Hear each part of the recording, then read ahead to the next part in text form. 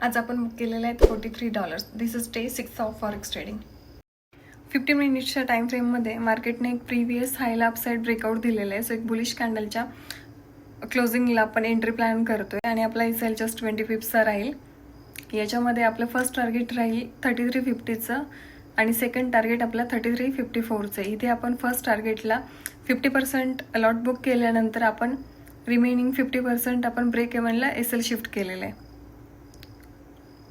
15 मिनिट्सच्या टाइम फ्रेममध्ये हा एक इम्पॉर्टंट सपोर्ट एरिया होता, सपोर्ट झोन होता हा, आणि मार्केटने लिक्विडिटी पण स्वीप केली होती.